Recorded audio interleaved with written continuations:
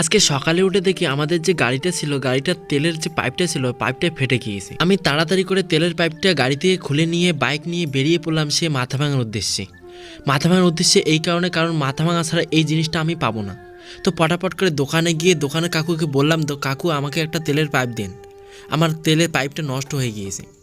ওখান থেকে তেলের পাইপ নেওয়ার পরে ডাইরেক্ট চলে আসলাম বাড়িতে আসার পর যে পাইপটা দেখলেন, এই পাইপটা আমি তাড়াতাড়ি করে ফিটিং করে নিলাম। ফিটিং করে নেওয়ার পর তারপরে আমি যে গাড়ি থেকে তেলগুলো সব কিছু বের করে নিয়েছিলাম সে তেলগুলো আবার গাড়িতে ঢাললাম।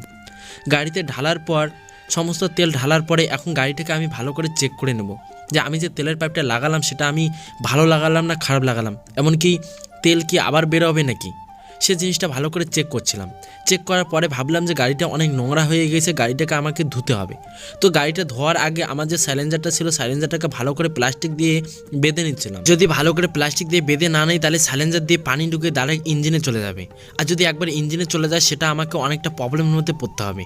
তাই আমি ভালো করে সাইলেন্সার দিয়ে বেঁধে নিয়ে তারপরে গাড়িটাকে আমি ভালো করে ধুয়ে নিচ্ছিলাম। এখন প্রথম গাড়িটার লুকটা দেখছিলাম, এখন লুকটা দেখে তোমরা বুঝতে পারছেন যে কতটা ময়লা হয়েছিল বা কতটা নোংরা হয়েছিল আমার গাড়িটা। তো ভালো করে ধোয়ার পরে এখন গাড়িটাকে আমাকে